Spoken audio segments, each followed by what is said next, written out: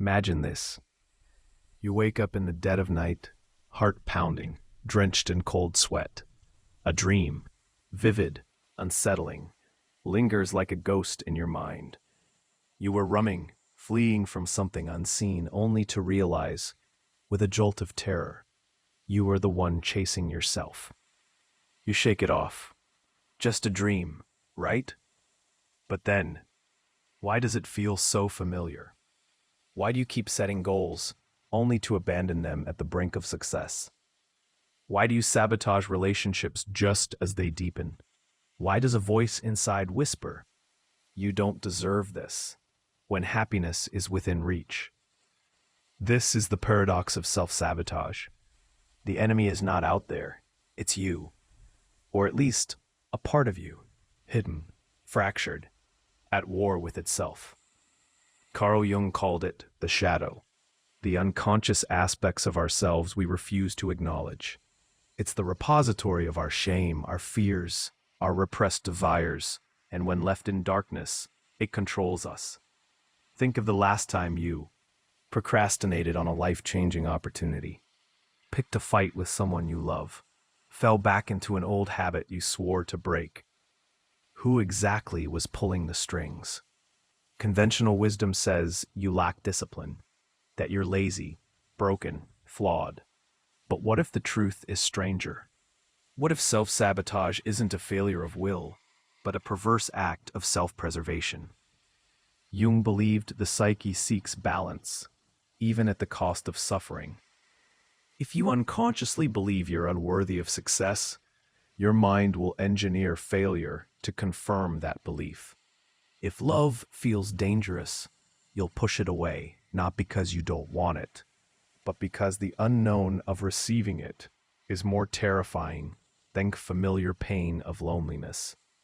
Here's the great, haunting question. What if you're not failing because you're weak, but because some hidden part of you thinks it's keeping you safe? The implications are staggering. It means the key to breaking free isn't more willpower. It's reckoning with the shadow. It's facing what you've spent a lifetime running from. But how? How do you confront something you can't even see? The answer lies in a truth so counterintuitive, so unsettling, it reshapes everything. And it begins with a single, terrifying step. You must meet yourself in the dark as you reach for something greater. It's not laziness. It's not incompetence. It's something far more primal, something wired into the architecture of your mind. Carl Jung saw this struggle not as a personal failing, but as a clash of identities. Within you, there are not one, but many selves. The person you wish to be, the person you fear you are, and the buried fragments of who you've been forced to abandon along the way. Modern psychology calls this cognitive dissonance, the unbearable tension between who you are and who you think you should be. When the gap grows too wide, the mind rebels. It would rather burn down its dreams than endure the agony of pretending. Nietzsche understood this when he wrote, "He who fights with monsters should look to it that he himself does not become a monster." And when you gaze long into an abyss, the abyss also gazes into you. What does that mean? The very traits you deny, your anger, your selfishness, your hunger for power, don't disappear. They fester. They twist into sabotage. The perfect persona you show the world casts a shadow, and that shadow will take its revenge. Jung put it bluntly. Until you make the unconscious conscious, it will direct your life, and you will call it fate. But why is this so hard to see? Because we live in a culture that worships the illusion of control. We're taught that success is a straight line, that if you just think positive or work harder, you'll overcome anything. But this is a lie. The brain doesn't operate on logic alone. It runs on stories. Stories you inherited.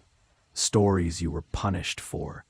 stories you've whispered to yourself in moments of shame. Consider, a child punished for crying learns vulnerability is dangerous. A student mocked for ambition internalizes standing out is risky. A lover betrayed decides trust is for fools. These aren't just memories, they're living scripts playing out in your choices every day. And when your conscious goals clash with these unconscious vows, the unconscious always wins. This is the great tragedy of self-sabotage. You are not betraying yourself. You are obeying yourself, following ancient orders written in the ink of fear. But if the problem is buried this deep, how can you possibly dig it out? The answer lies in what happens when you stop running, when you turn and face the very thing you've spent a lifetime avoiding. The real cost of self-sabotage isn't just failed dreams. It's something far more insidious, a life lived at half strength. Neurologically, your brain is a prediction machine. It doesn't just react to the world. It constructs it, brick by brick from your past experiences. Every time you sabotage yourself, you're not just repeating a pattern. You're teaching your brain that this is what survival looks like. This creates what psychologists call a negative feedback loop. 1. You fear failure or success. 2. Your unconscious engineers a way out. 3. The relief of avoiding pain reinforces the pleasure. 4. The cycle tightens its grip. Over time, this isn't just habit, it's identity. You don't say, "I failed." You say, "I'm a failure." The boundary between action and being dissolves. But the consequences ripple further. Viktor Frankl observed in Auschwitz that those who lost their why to live quickly perished, even when food and shelter were available. Modern life has its own quiet deaths. The writer who never publishes, not because they can't, but because what if I'm exposed as a fraud? The entrepreneur who stalls their business at the brink of success, terrified of real intimacy. These aren't random tragedies, they're strategic retreats. A psyche choosing familiar misery over the terrifying unknown of its own potential. Worse yet, society rewards this. How many people do you know who bond over shared cynicism? Who wear their self-sabotage as a badge of authenticity? "Oh, I could never stick to a routine. I'm just a mess." We laugh, but the joke is a defense. It's easier to play the clown than risk being the hero who falters. This is how cultures stagnate, how revolutions die before they're born, how geniuses end up as bartenders and prophets fade into office jobs, not because the world crushed them, because they crushed themselves first. But there's a turning point, a moment when the pain of staying stuck finally outweighs the fear of breaking free. That moment is closer than you think, because the very mechanism that trapped you, the unconscious mind, holds the key to your liberation. You've been trying to fight your shadow, but what if the way out is through it? The way out of self-sabotage is not to wage war against yourself, but to listen. Carl Jung's greatest insight was this: the shadow is not your enemy. It is your disowned wisdom. Every trait you've repressed, every desire you've buried, holds a piece of your wholeness. The anger you deny could be boundaries waiting to be set. The selfishness you shame might be self-respect in disguise. Your task is not to destroy the shadow, but to integrate it. Here's how. The mirror of honesty.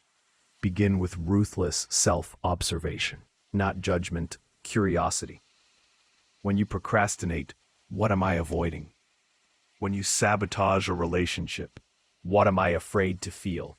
What story do I believe about my worth? Keep a shadow journal. For 1 week, record every self-sabotaging act, no matter how small. Then ask, what hidden vow might this be serving? 2. The dialogue technique.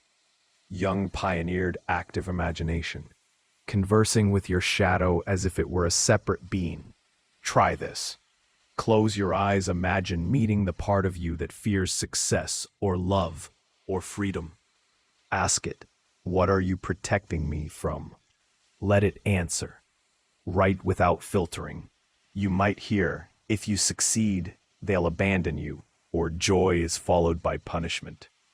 This isn't woo. Neuroscience confirms that naming repressed emotions reduces their power, a process called affect labeling. 3. The sacred pause.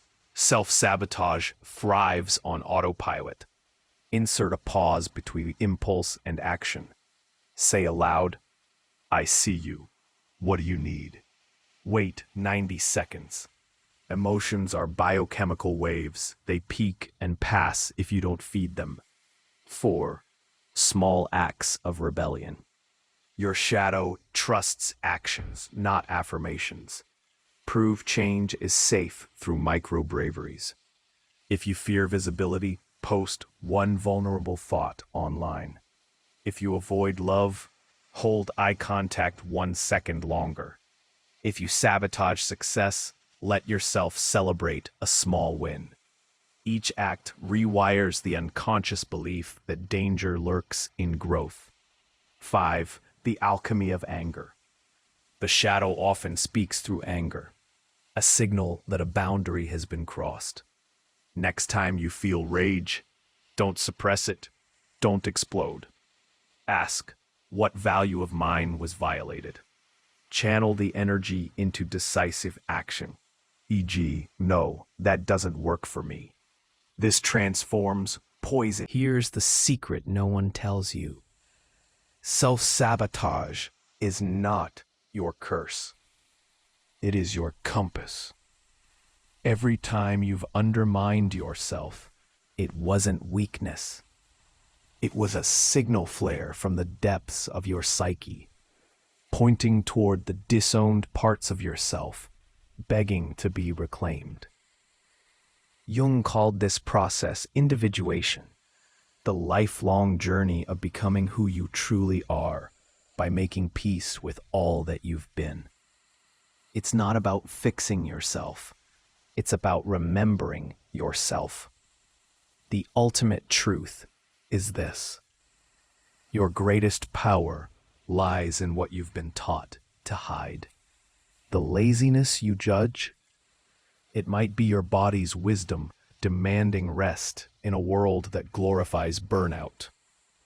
The neediness you shame, perhaps the orphaned part of you that still believes love must be earned. The selfishness you fear, maybe just your soul's last stand against endless self-abandonment. When you stop seeing these traits as flaws and start listening to their function, everything changes. The paradox of wholeness. Integration doesn't mean acting on every impulse. It means acknowledging them with dignity. You're not cured when you stop feeling fear. You're whole when you can say, I'm scared and I'm moving forward. You don't transcend anger. You honor its message without letting it rule you. Shadow work isn't about becoming perfect. It's about becoming alive. The final realization. The day you realize your shadow has been your ally all along, that every act of self-sabotage was a distorted cry for wholeness, is the day you reclaim your life.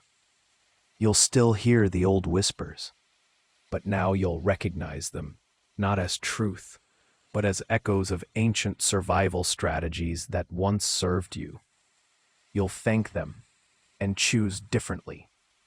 This is the invitation, not to eradicate your darkness, but to bring it into the light, where it transforms from a monster under the bed into the quiet, steadfast guardian of your authenticity.